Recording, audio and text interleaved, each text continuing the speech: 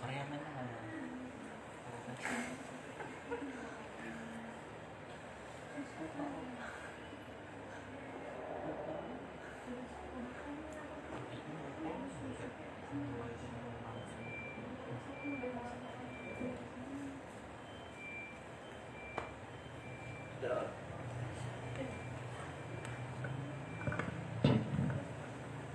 Udah bisa dimulai? Kurang 6 menit lagi, nanti kita akan mulai talk show pada siang hari ini.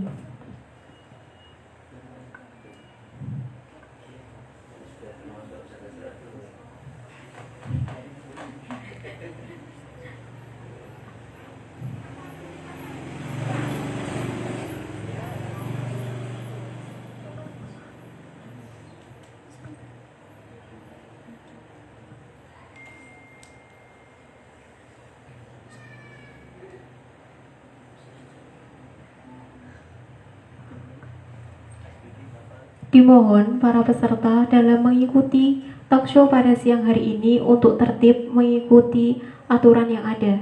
Silahkan di-unmute dulu modenya, nanti kita buka sesi tanya jawab di akhir, akan dibuka kembali.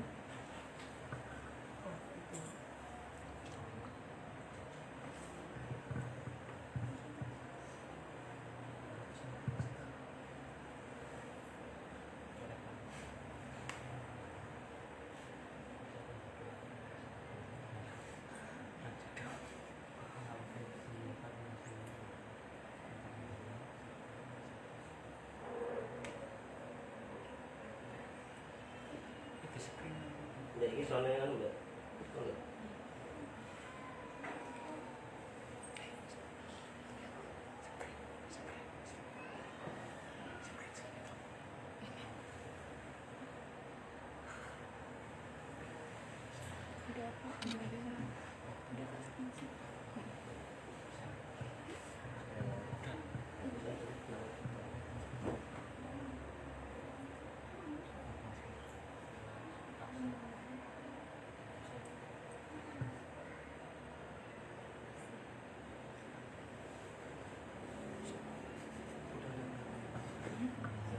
Bisa dimulai?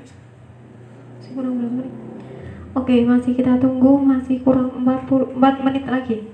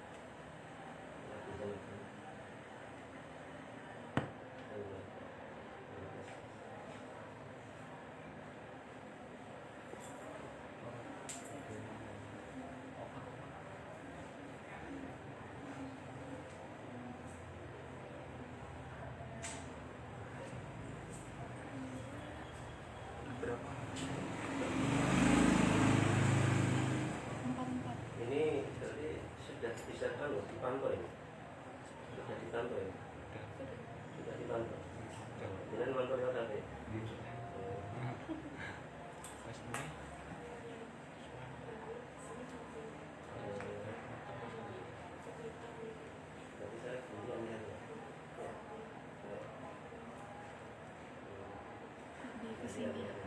Yang paling banyak ini.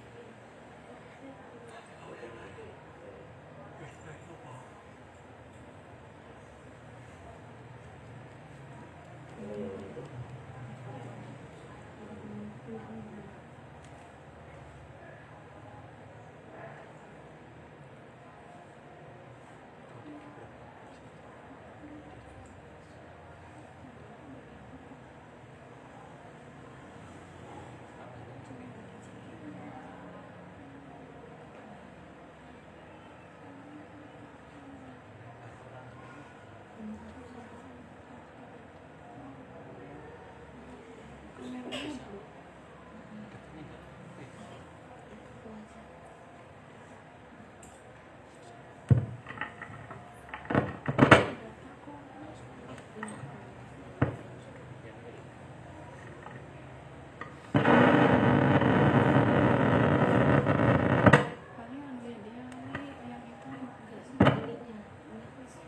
Baterainya udah baru semua udah. Mas. Bisa nih baru.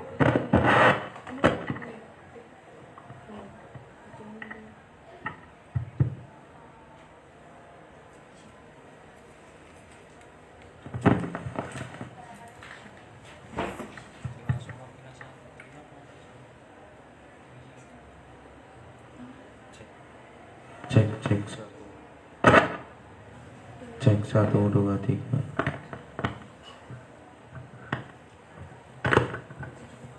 Cek. Oke, karena peserta sudah banyak yang masuk, bisa kita mulai pada siang hari ini. Assalamualaikum warahmatullahi wabarakatuh. Waalaikumsalam warahmatullahi wabarakatuh. Alhamdulillahirabbil alamin wa bihi nasta'inu ala umuri dunya waddin wa sallallahu ala sayyidina Muhammadin rasulillahi amma ba'd. Alhamdulillah kita telah berkumpul bersama dalam acara talk show pada siang hari ini dalam keadaan sehat walafiat. Kedua kalinya, sholawat ma'asalam kita haturkan kepada junjungan kita Nabi Agung Muhammad Sallallahu Alaihi Wasallam. Semoga kita kelak mendapatkan syafaatul ummah fid dunya hatal akhirah. Amin. Amin ya rabbal alamin.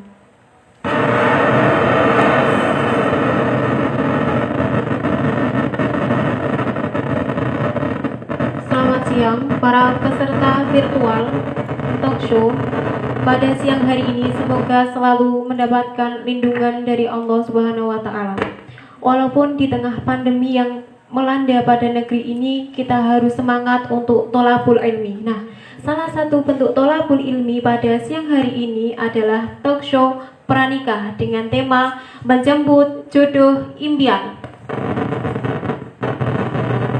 Nah,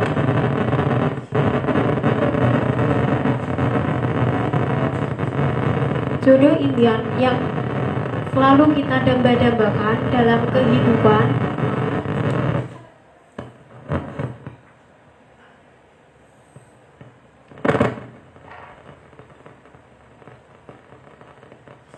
Sebelum memulai acara pada siang hari ini, mari kita buka dengan bacaan basmalah. Bismillahirrahmanirrahim.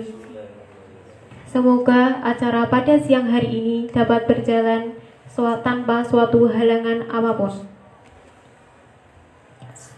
Sebelum acara talk show ini dimulai, perkenalkan, nama saya Anjar Siti Aisyah dari Prodi Pendidikan Biologi Fakultas Sains dan Teknologi Universitas Islam Negeri Wali Songo, Semarang.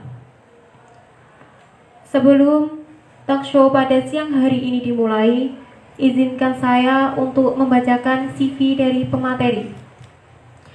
Data diri dengan nama Muhammad Azmi Ahsan, SAG, MAG. Tempat tanggal lahir Klaten, 9 Agustus 1977, yang beralamat Pondok Pesantren Raudhatul Quran, Mangkang Kulon, RT 4 RW 2.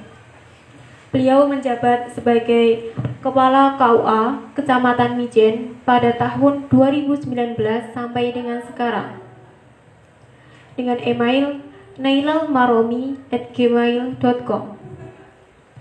Moto hidup, Mahar surga adalah membahagiakan bagi hati mukmin, indahnya hidup, indahnya berbagi. Nah, di sini kan di dalam moto hidup Bapak ada kata sebuah mahar. Nah, hakikatnya mahar yang seperti apakah yang kita dambakan dalam sebuah pernikahan kita nantinya, Pak? Terima kasih Mbak Anjar. Assalamualaikum warahmatullahi wabarakatuh. Waalaikumsalam warahmatullahi wabarakatuh. Alhamdulillah, alhamdulillahilladzi ahalla lana nikah wa harama alaina sifah. Wassalatu wassalamu ala man la nabiyya ba'da syafi'ina Muhammad ibn Abdillah wa ala alihi wa ashabihi wa mawalah wa tabi'in lahum bi khairin ila yaumil qiyamah. La haula wa la quwata illa billah. Amma ba'du. Faqala Allah Ta'ala fil Qur'anil Azim, a'udzu billahi minasyaitonir rajim, wa ankihul ayama minkum as-solihina min ibadikum wa imaikum iyakunu fuqara yughnimullahu min fadlihi wallahu wasi'un alim. Shadaqallahu maulanal azim. Mbak Anjar dan seluruh peserta webinar kesempatan siang hari ini yang semoga dirahmati oleh Allah, dimudahkan urusannya dan dimudahkan jodohnya tentunya. Amin. As'adakumullah. Amin. Diawali pertanyaan yang menarik tentang mahar. Moto hidup. Ya, mahar. Kaitan dengan Hakikat moto hidup. sebuah mahar. Hakikat sebuah mahar nih. Ya. Mahar secara sederhana bisa disampaikan sebagai simbolisasi keseriusan untuk kemampuan bertanggung jawab.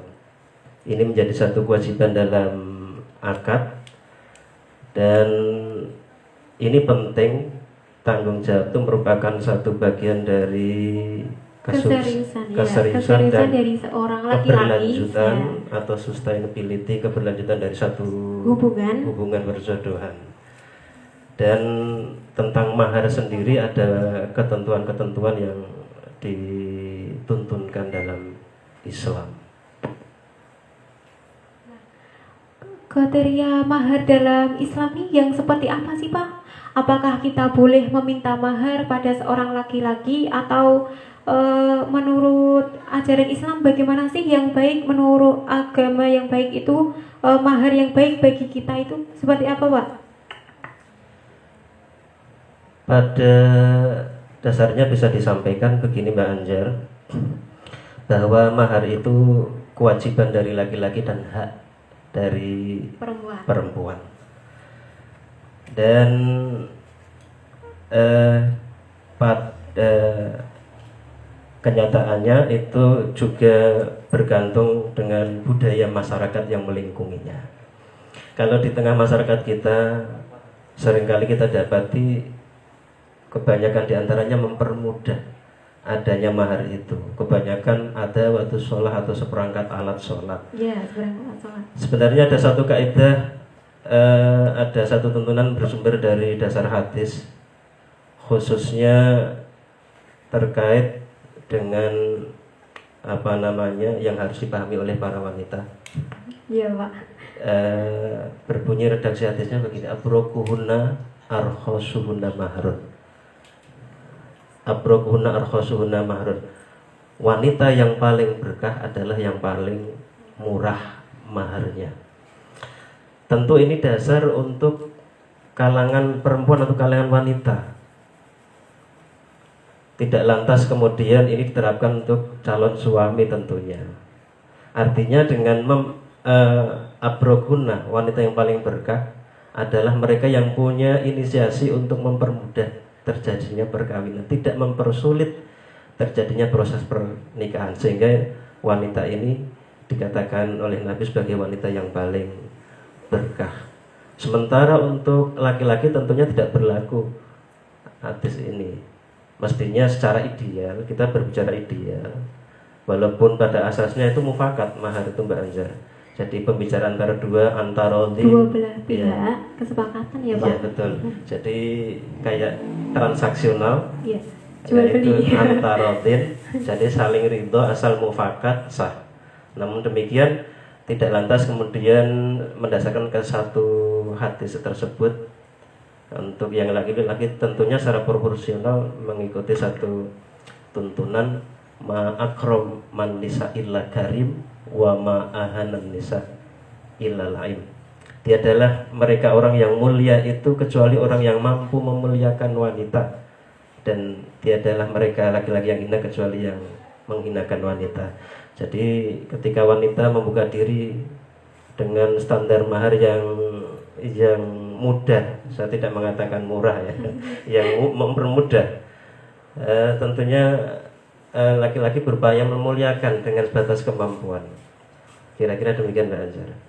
Nah, namun dalam realitanya banyak wanita yang meminta mahar yang tinggi-tinggi pada calon suaminya nanti. Nah, apakah diperbolehkan dalam hukum Islam ataukah ada hukum-hukum lain yang memperbolehkannya, Pak? Sebagaimana yang disampaikan di muka itu hak daripada istri. Jadi mau meminta berapapun itu tidak ada halangan, tidak ada ketentuan yang mengharamkan.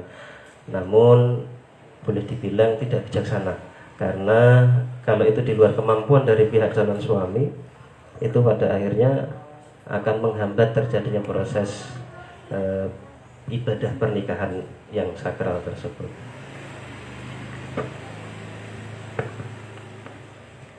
Nah, pentingnya pendidikan pranikah adalah bekal untuk kita nantinya pada saat kita menjalankan ibadah yang paling lama, yaitu menggenapkan setengah agama kita untuk hidup bersama pasangan kita. Nah, adakah tips-tips ataupun trik untuk mendapatkan jodoh yang kita impi-impikan itu, Pak?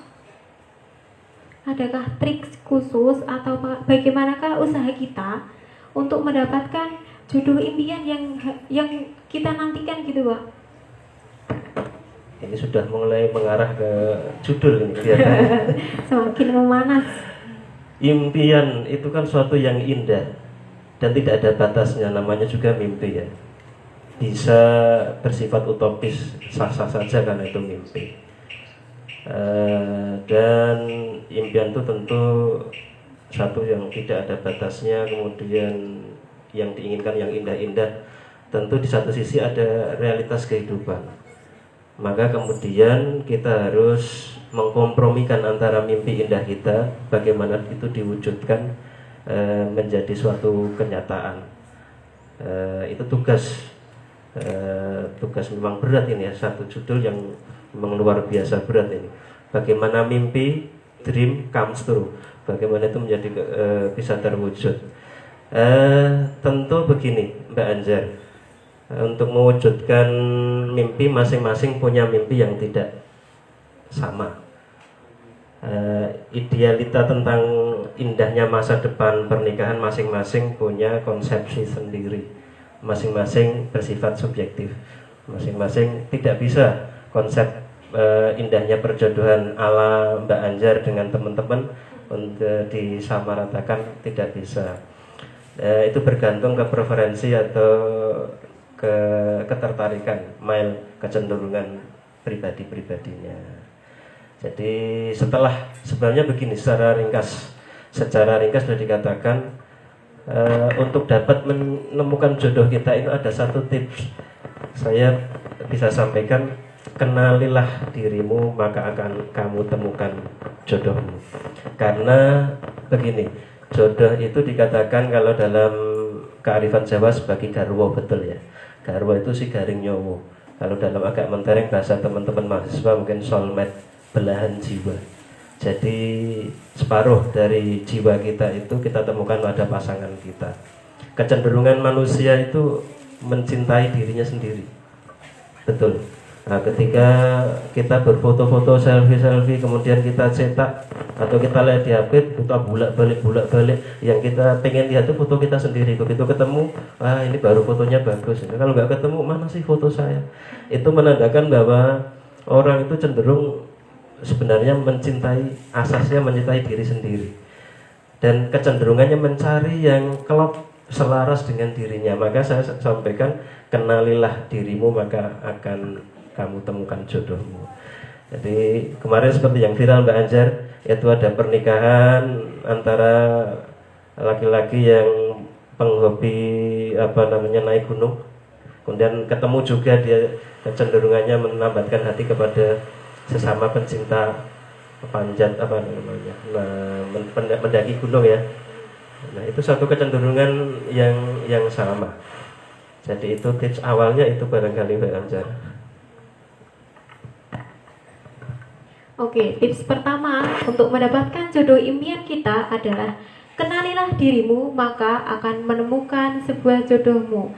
Nah, tidak kalah pentingnya seperti diri kita, jodoh kita adalah cerminan bagi diri kita. Nah, sebelum terlanjur untuk memilih sebuah jodoh, maka perlu dipertimbangkan antara bobot, bibit, dan bebeknya. Nah, kemudian apakah ada tips ataupun bagaimana sih usaha kita agar mendapatkannya, memperwujudkan jodoh impian gitu, Pak? Upaya itu banyak hal yang dilakukan. Jadi monggo kita optimis saja. Kita berupaya, kalau dalam bahasa kalangan santri itu biasa menghafalkan kayak mahfudzat, sesuatu yang bisa menjadi penyemangat hidup. Man jada wajada, siapa yang sungguh-sungguh maka akan dia menemukan jalannya. Atau sopo temen tinemu, siapa yang sungguh-sungguh akan menemukan yang dia cita-citakan. Perlu kesungguhan pada prinsipnya. Namun ada sebenarnya begini ya, kita jangan menganggap jodoh itu pelit. Pelit satu hal yang permasalahan yang pelit. Jodoh itu bisa mudah kalau kita mau menyederhanakan pola pikir kita. Maka banyak kita temukan di kalangan orang pedesaan itu, loh anakmu wis cilik kok wis mbok jodohke. Allah alih penting nemu wong tanggung jawab. Nah, menyederhanakan, yang penting ketemu tanggung jawab. Berangkat dari kita merubah mindset kita. Nah, jodoh yang seperti apa, masing-masing punya ideal. Kalau kita sederhana semakin mudah. Kalau kita ideal ya memang tuntutannya harus bersabar. Nah, apa sih dalam realitanya ada yang benar-benar sulit untuk menemukan jodohnya? Apakah ada dalam kesalahan dirinya sendiri ataupun bagaimana, Pak? Jadi begini, Allah itu menciptakan manusia dengan paket-paket kebaikan, termasuk hal yang ditentukan oleh Allah dalam kitab Imam Mubin, itu termasuk takaran rezekinya, jodohnya, batasan umurnya, dan kullu atin qarib. Itu semua yang ditentukan oleh Allah itu kalau memang sudah ditentukan, pada saatnya terasa dekat sekali. Kalau flashback ke belakang, saya termasuk yang mengalami ironi ini Mbak Anjar. Jadi tugas di bidang di garda depan pelayanan nikah selama 9 tahun, menikahkan orang, sederhananya seperti itu. Sepanjang 9 tahun itu belum ketemu jodohnya. Jadi semua bergantung mindset dan idealisme masing-masing. Begitu kita punya idealisme ya harus mau berkorban. Tentu butuh kesabaran. Kalau pengen mudah ya kita merubah mindset, kita sederhanakan pola pikir kita. Pola pikirnya kita buat bahwa kita positive thinking, bahwa jodoh itu sesuatu yang mudah itu dulu. Apalagi dalam hadis qudsi disebutkan ana inda dhanni abdi, bahwa Allah itu bergantung sangkaan hambaku. Ketika kita menganggap bahwa Allah akan mempermudah jalan kita menemukan jodoh, insya Allah itu akan menjadi jalan kemudahan bagi kita. Lagi pula kan rukun Islam cuma 5 Mbak, ya cuma 5 adanya calon pengantin laki-laki, ya calon pengantin perempuan yang jelas laki-lakinya dan perempuannya, ada wali, ada 2 orang saksi, ada ijab dan qabul, cuma 5, gak banyak. Kalau orang Jawa mengatakan jodoh itu mudah, syaratnya namung kalih sinten.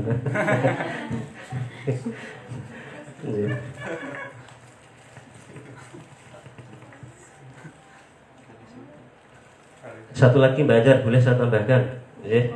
Tadi menyambung bahwa Allah itu menciptakan paket lengkap.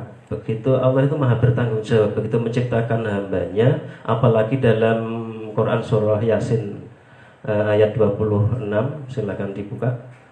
A'udzubillahi samil alim minasyaitonir rajim. Subhanalladzi khalaqal azwaja kullaha mimma tumbitul ardu wa min anfusihim wa mimma la ya'lamun. Ini Allah serius. Saking seriusnya memakai kalimat subhana. Itu pasti setelahnya ada sesuatu yang luar biasa. Sebagaimana Allah mempergunakan kalimat subhana dalam ayat yang menceritakan tentang Isra. Satu peristiwa yang di luar nalar logika manusia yang harus diterima dengan logika keimanan. Subhanalladzi asra bi 'abdihi minal laili minal masjidil haram ilal masjidil aqsa alladzi barakna haulahu linuriyahu min ayatina.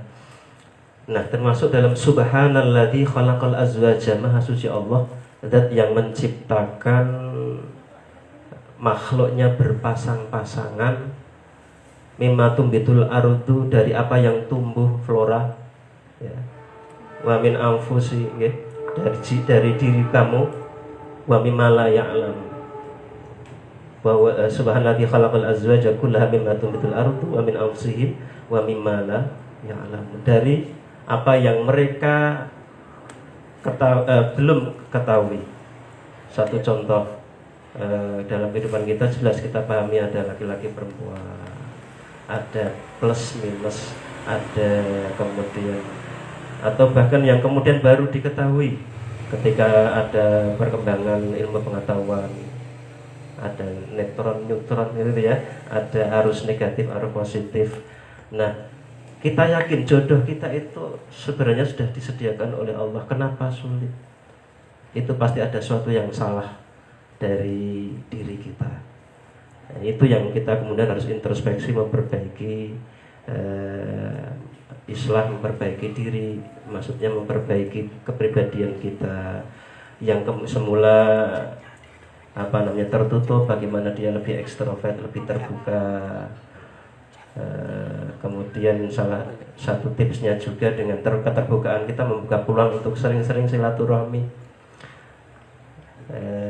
Man ahabba ayat suto, ya, sampai yang pengen diluaskan rezekinya, dipanjangkan umurnya, termasuk jodoh itu bagian dari rezeki. Demikian Pak Anjar. Kemarin kami sudah membuka Q&A. Ada beberapa pertanyaan yang cukup menarik untuk kita ulas pada siang hari ini. Yang pertama dari Fajar. Sebelumnya, Assalamualaikum warahmatullahi wabarakatuh. Saya Fajar ingin bertanya, bagaimana dalam konteks percintaan yang sering kita lihat aktif adalah seorang laki-laki yang mengejar seorang perempuan. Nah, lantas bagaimana tindakan si akhwat untuk merespon atau mengungkapkan perasaan cintanya kepada kekasihnya ataupun orang yang dicintainya? Apakah hanya melalui doa-doa ataupun hanya dengan berserah diri ataupun lebih agresif dalam menanggapi sebuah percintaan dari laki-laki tersebut? Nah, gimana ini Pak? Ini pertanyaan dari generasi milenial. Memang masih melawan arus ya, melawan arus bahwa arus besar budaya kita ini menganggap tabu bahwa inisiatif itu dari perempuan. Maka kemudian itu sejak era Nabi pun demikian. Sampai sekarang masih terasa tabu dan mulai ada keterbukaan kelihatannya. Nah, apa yang dikatakan tabu ini adalah kultur. Budaya kita memang masih belum mengizinkan kita terbuka, yang paling kalangan hawa untuk memberikan inisiatif lebih agresif. Sebenarnya pada zaman Nabi, para sahabat termasuk Sayyidina Umar itu ketika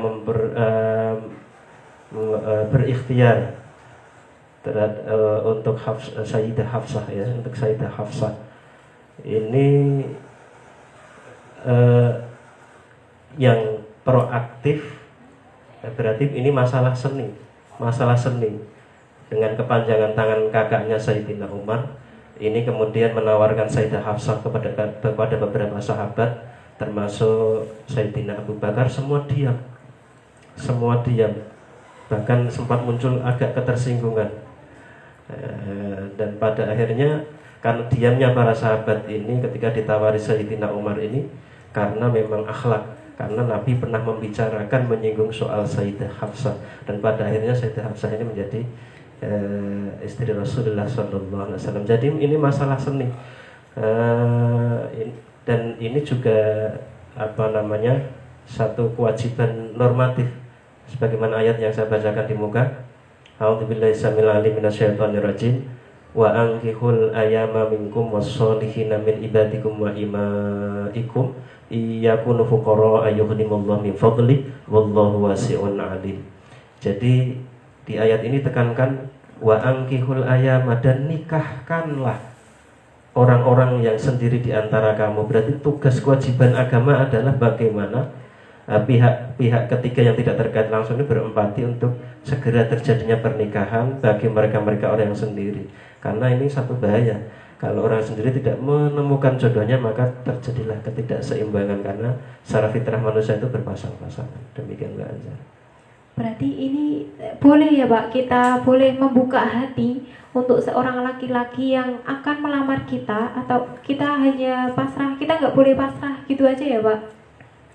Tentu ikhtiar itu, pasrah itu penting. Pasrah dalam arti kata positif, tawakal kepada Allah itu penting. Bahkan pernah juga ada dengan pendekatan spiritual. Pernah ada satu cerita, ada orang yang mencintai seorang laki-laki, cuman dihalangi bangunan masjid, mau ngomong sulit, ya. Dia puasa, tiap kali puasa mohon pada Allah. Ikhtiar batin itu ternyata juga penting bagi kita. Puasa terus, kemudian dari temennya wanita ini kok puasa terus, ternyata dia menyimpan azan. Nah ini kemudian disampaikan, digerakkan hatinya oleh Allah untuk menyampaikan ini loh. Ada seorang wanita yang prihatin luar biasa, sampai riyadhah puasa. Ternyata ini menyimpan rasa kepadamu ini. Akhirnya sampai sekarang jadi jodohnya, dan keluarga sampai sekarang masih langgeng. Jadi penting ikhtiar secara batiniah riyadhah atau juga ikhtiar secara lahiriah. Jadi tidak hanya berserah diri saja, namun hal-hal iktikad baik untuk mendapatkan jodoh impian ini perlu dilakukan. Salah satunya adalah dengan mendekatkan diri kita kepada Allah dalam bentuk puasa untuk menjaga hawa nafsu kita. Nah, kalau kita sudah tidak bisa menahan hawa nafsu, maka kita dianjurkan untuk menikah. Kemudian ada pertanyaan yang kedua dari Wafa Lulu Atul dari Tangerang. Yang pertama, perempuan bisa dinikahkan oleh seorang laki-laki tanpa pengetahuan perempuannya, asalkan wali sama-sama setuju dan saksi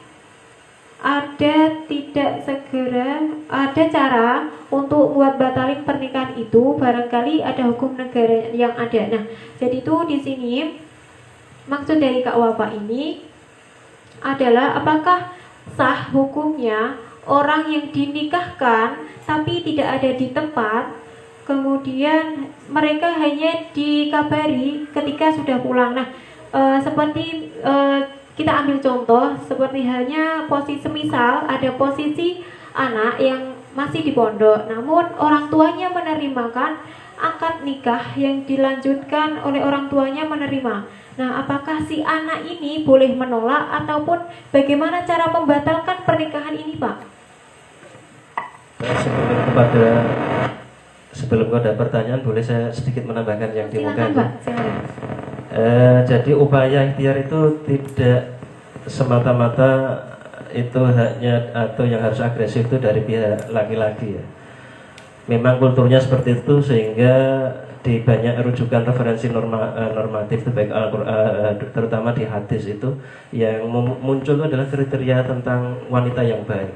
Itu karena memang kulturnya masih seorang laki-laki yang dituntut untuk lebih agresif. Namun sebenarnya hak untuk berikhtiar itu hak baik kaum Adam ataupun kaum Hawa.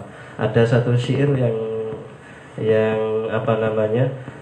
dapat kita ambil pelajaran ini, Mbak Anjar.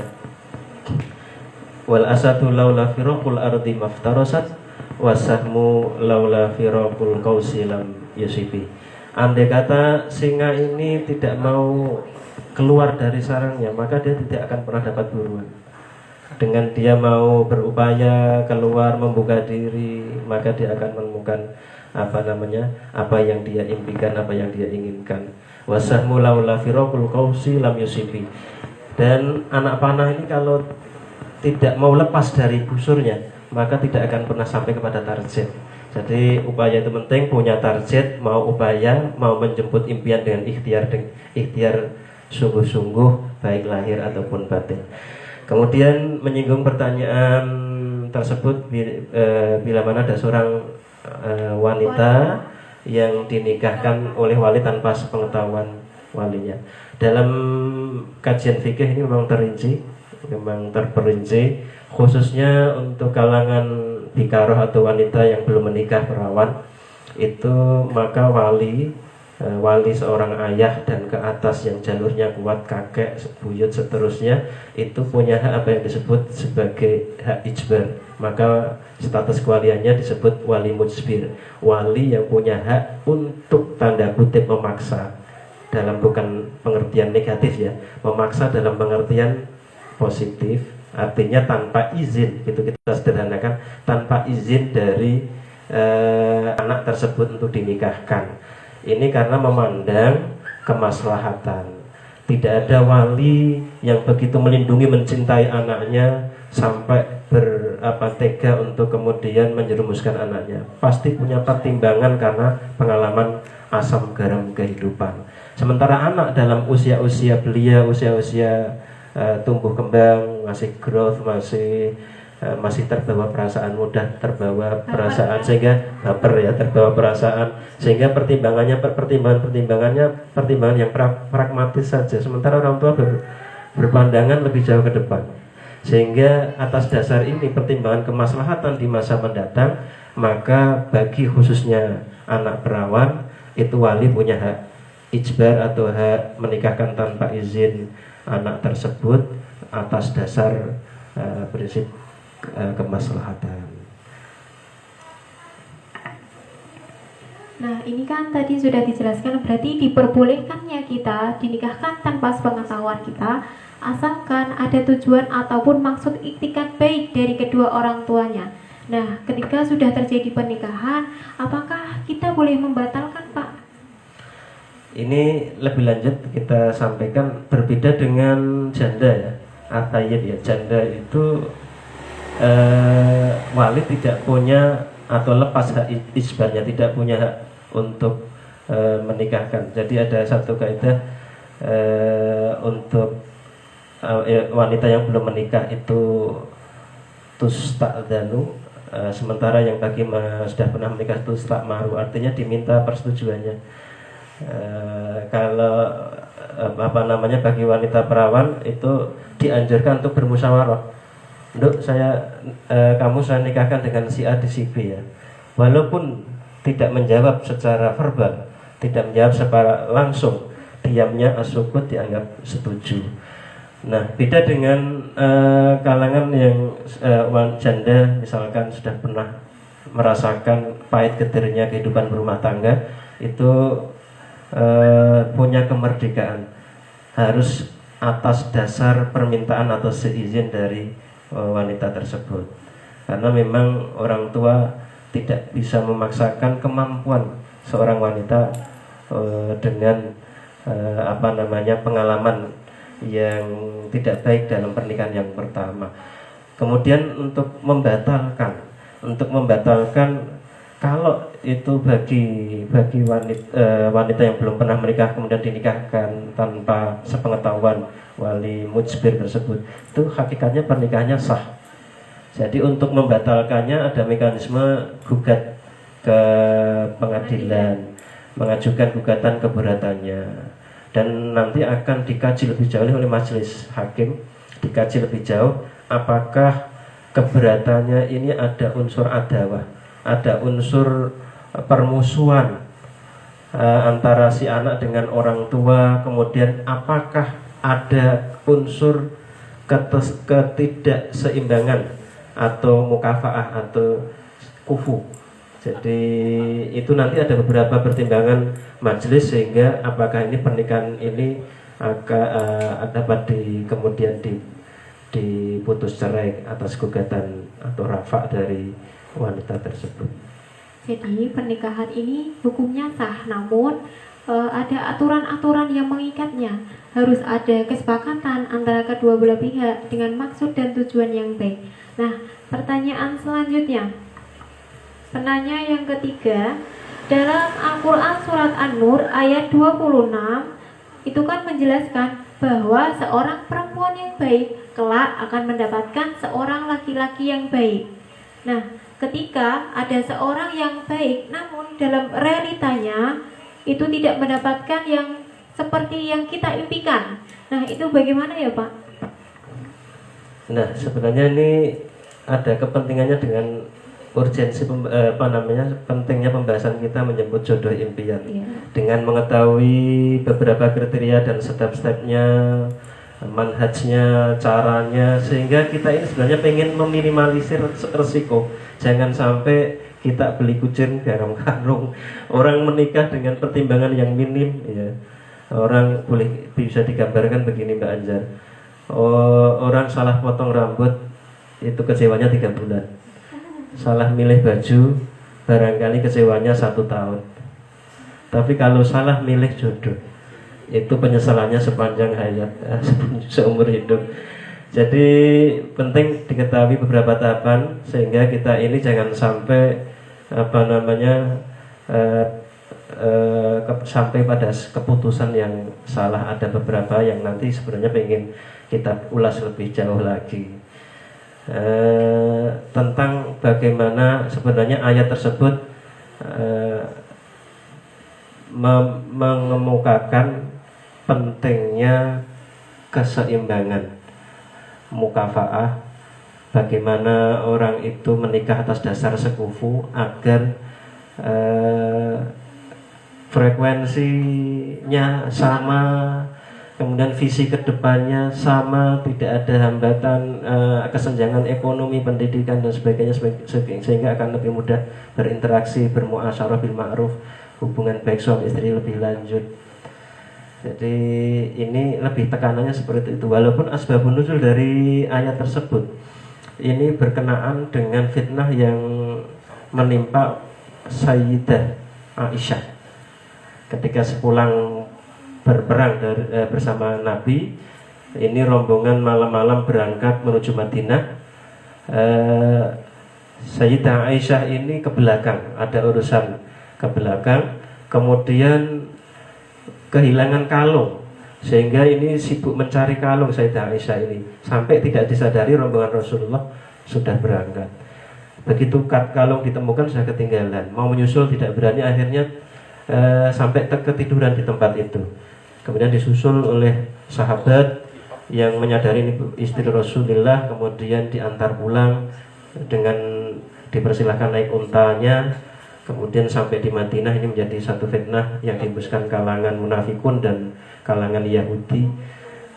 Kemudian bahkan Sayyidah Aisyah ini diminta untuk bertaubat, namun bersikukuh karena merasa benar, sampai menunggu putusan ayat. Nah, ayat ini untuk klarifikasi tentang kesucian Sayyidah Aisyah, bahwa Sayyidah Aisyah itu sosok yang baik, at-thayyibat, wanita yang baik, itu tetap perilakunya, akhlaknya jauh dari fitnah, makanya baik, dan itu untuk beliau Rasulullah yang baik pula. Jadi tidak mungkin akan seperti yang dituduhkan kalangan orang-orang yang memfitnah Sayyidah Aisyah. Jadi ayat An-Nur, Surat An-Nur ayat 26 ini merupakan suatu klarifikasi adanya suatu kejadian yang tidak diinginkan, itu hanya pembuktian saja.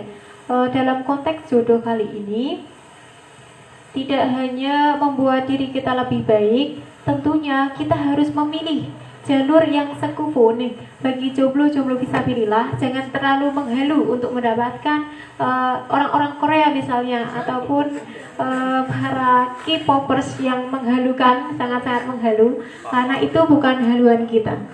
Kemudian pertanyaan selanjutnya Pak, ini masih dari Kak Wafa, Tangerang. Ketika ada pasangan yang salah satunya meninggal, kemudian dia menikah lagi, jodoh yang sebenarnya ataupun jodoh yang nanti ketemu di akhirat itu pasangan yang pertama atau yang keduanya. Nah jadi gini Pak, ada orang yang menikah pertama kali, namun di tengah perjalanan si pasangan itu meninggal. Nah dilanjut lagi untuk menikah yang kedua kalinya. Nah yang dikatakan konteks jodoh di dalam sini, apakah kedua-duanya jodoh ataupun jodoh yang pertama atau yang kedua ini Pak? Begini Mbak Anjar, kaitan dengan kasusistik orang menikah.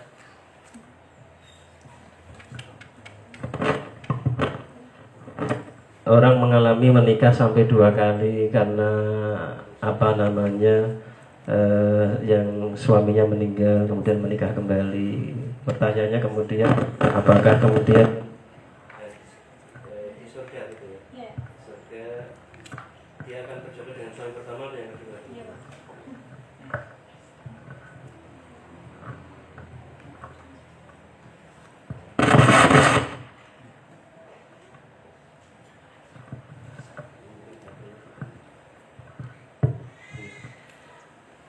Menjawab pertanyaan itu, kalau merujuk pendapat alim ulama itu secara garis besar itu ada 4 pendapat.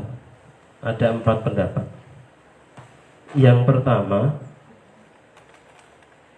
wanita tersebut menjadi istri bagi suaminya yang pertama, mendasarkan pada adanya satu dalil, mungkin tidak bisa saya sebutkan secara langsung terperinci di momen kali ini. Ada satu dalil yang menekankan bahwa seorang wanita itu kelak akan berjodoh dengan suaminya yang pertama kali memperawani, memperawani itu yang pertama. Kemudian yang kedua, pendapat bahwa wanita itu boleh memilih dari mantan suaminya yang ada di dunia. Kemudian yang ketiga itu dia akan menjadi, wanita tersebut akan menjadi istrinya suaminya yang terakhir. Suami yang terakhir. Maka dalam kitab Qasasul Anbiya itu istri-istri Nabi itu diharamkan untuk menikah kembali karena mendasarkan pengertian dalil dasar pengertian ini, karena kelak istri-istri Nabi ini kelak akan kembali menjadi istri-istri Nabi di surga.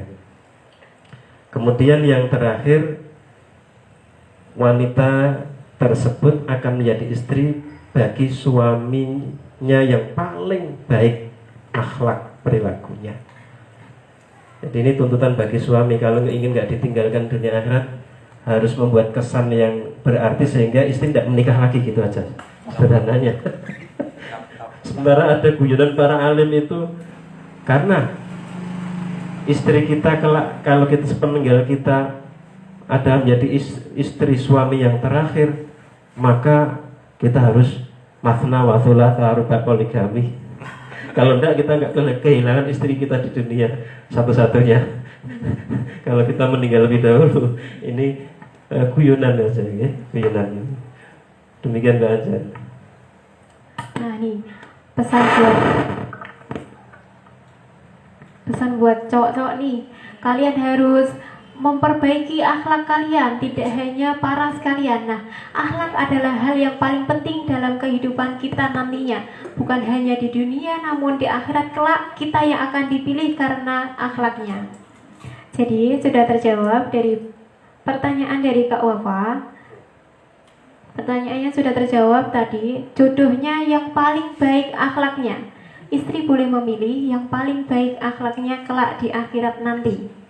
Nah, pertanyaan yang terakhir dari Sulis asal Pati mau bertanya, soal pencarian jodoh yang masih kental itu pasti yang gak ketinggalan dikaitkan dengan soal weton. Nah, gimana nih Pak? Menurut pandangan orang Jawa, weton itu sangat dikait-kaitkan. Misalnya Jumat Kliwon tidak boleh dengan Jumat Wage atau bagaimanalah ini. Apakah boleh atau ada anjuran khusus dalam Islam terkait weton dalam pernikahan ini, Pak? Ini juga menarik karena belum lama saya itu di belakang truk ya, Mas. Ya, di belakang truk ini seringkali kita menemukan tulisan-tulisan yang menarik. Bahkan saya tertarik untuk menulis satu buku Wisdom of Truck. Itu ada satu tulisan menarik sesuai dengan konteks pertanyaan tersebut. Itu berbunyi begini: susah jadi orang Jawa, weton musalah cintamu kandas. Ini sebenarnya kita melihatnya sisi adiluhungnya atau adiluhurnya, nilai luhurnya orang Jawa, segala sesuatunya dipertimbangkan, dihitung secara matang-matang. Cuman kemudian seiring dengan perkembangan itu kemudian mengarah kepada yang datang kemudian keyakinan-keyakinan yang sebenarnya tidak selaras, tidak sepaham dengan, tidak bisa dibenarkan dengan tuntunan Islam. Berhitung untuk efektivitas, efisiensi itu penting. Maka kemudian Nabi itu dalam sabdanya, barokatu ummati fi bukuriha, berkahnya umatku itu ada waktu paginya. Kenapa? Kebenaran yang ditawarkan Islam, baik melalui lisan Rasulullah SAW, adalah kebenaran yang bisa dirasional, bisa diterima oleh akal. Ketika kita pagi ingin bepergian, kita dianjurkan di waktu pagi, karena di waktu pagi, apalagi sekarang lalu lintas macet ya, kalau pagi lebih aman dari kemacetan, lebih fresh, lebih energinya lebih full ya, lebih full energi, lebih semangat, karena perjalanan panjang itu qit'atun minal adab, bagian dari kecil dari kepayahan, dari kerepotan, sehingga ketika berangkat lebih pagi akan lebih panjang perjalanan yang akan kita tempuh. Menentukan Allah bersumpah dengan waktu, wasyamsi demi waktuha demi waktu duha ya. Itu artinya waktu itu penting, berhitung dengan waktu, karena dengan landasan atau tujuan efisiensi dan efektivitas itu perlu. Yang tidak boleh adalah meyakini bahwa waktu atau weton ini segala-galanya yang menjadi asbab celaka atau keberuntungan seseorang. Tetap harus kita kembalikan kepada kebenaran bahwa keyakinan khairi wa syarri, baik buruknya itu minallahi ta'ala, dari Allah ta'ala. Memahami weton seperti ini maka orang akan terjebak. Ini pertanyaan ganti saya yang bertanya Mbak Anjar. Kalau Mbak Anjar kemudian dalam hitungan Jawa lahirnya salah, ini apakah sepanjang hidup Mbak Anjar jadi orang apes terus ya? Itu artinya begini Mbak, walaupun secara hitung-hitungannya ini ada sesuatu yang gak tepat, oke lah kalau itu dikatakan tidak tepat, mestinya jangan ada victim, jangan ada yang dikorbankan. Orang sudah ta'aruf, sudah hubungan baik lama, sudah saling mencocokkan visi misi, sudah bikin komitmen bersama bagaimana ke depan, punya gambaran masa depan berumah tangga, kok tiba-tiba kandas karena hitungan yang tidak cocok. Jadi ada satu solusi sebenarnya bagi orang yang beriman itu berpegang pada satu silahul mu'min ad-du'a, bahwa senjatanya kalangan beriman adalah doa. Jadi kalau nggak cocok, ya diselamati. Orang Jawa kan begitu, ada yang cocok, selamatan. Minta kepada Allah agar apapun kondisinya, pasangan ini, pernikahan ini kedepannya semoga selamat sampai dermaga tujuan, tidak hanya kakek-kakek, ninen-ninen, tapi sampai ke dunya hatta akhirat. Ya. Nah, jadi ini kita simak tadi bahwa weton Jawa itu tidak berpengaruh. Boleh kita percaya, namun bukan dari segala-galanya kandasnya pernikahan misalnya. Jadi itu dapat diatasi dengan misalnya menurut Islam bisa diselamati ataupun selamatan itu nantinya bukan menjadi masalah buat kita. Wetonnya misalnya weton kita tidak sesuai dengan hitungan, itu pun tidak bermasalah menurut Islam. Yang jadi permasalahan ini Mbak Anjar, yang jadi permasalahan adalah bagaimana memahamkan orang-orang yang di sekitar kita, bagaimana itu menginsafi bahwa weton itu sebatas hitung-hitungan untuk efektivitas dan efisiensi, bukan untuk diyakini masalah kemudian keberuntungan dan cilakanya. Ini memang di di daerah-daerah masih banyak masyarakat yang sampai betul-betul mempercayai weton, sehingga ini malah merugikan diri sendiri. Pernah ketika kita agak bergeser karena hambatan jarak, harus memberikan pelayanan, bergeser dari waktu yang ditentukan weton, menikahnya harus jam sekian, sampai di sana ternyata mempelai laki-lakinya pingsan, ketakutan karena melanggar wetonnya, jadi berkorban dari hitungan itu sendiri. Oke. Jadi itu penting, Mbak. Nah, silakan para peserta virtual boleh menanyakan terkait bagaimana trik dan tips untuk menjemput jodoh impian. Silakan, saya buka 3 termin penanya.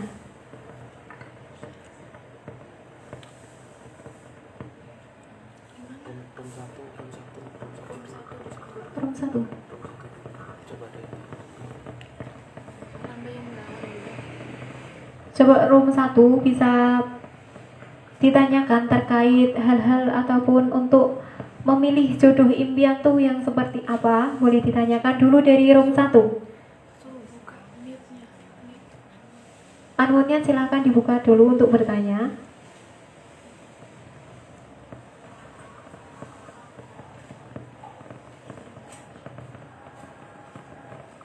Bisa sebutkan nama dan alamat tinggal sekarang.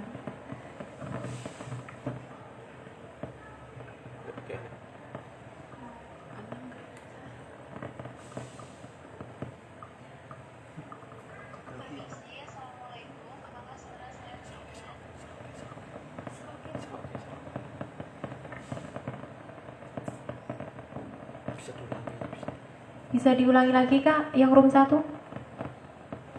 Apakah suara saya terdengar, Kak? Udah terdengar. Baik, perkenalkan, nama saya Nurvita dari Blora. Ingin bertanya, Iya Kak Vita, silakan. bagaimana hukumnya tunangan atau khitbah secara virtual? Dalam artian laki-lakinya tidak hadir dan hanya lewat virtual karena dari pihak laki-lakinya sedang ada tugas negara yang entah kapan pulangnya. Bolehkah akad atau khitbah secara virtual? Terima kasih. Baik, terima kasih pertanyaan Kak Vita dari Blora. Untuk room 2 silakan bagi penanya.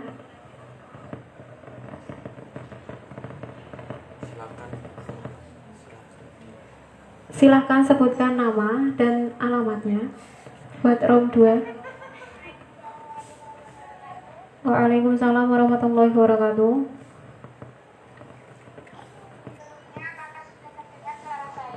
Sudah Kak.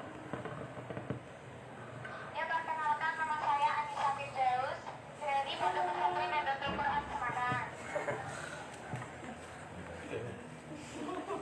Nah, di sini saya ingin bertanya, di dalam Al-Quran kan sudah dijelaskan ya bahwa nikahilah wanita ataupun pria berlandaskan pada agamanya, ilmunya, nasabnya, dan ketampangan atau kecantikannya. Nah, yang saya tanyakan,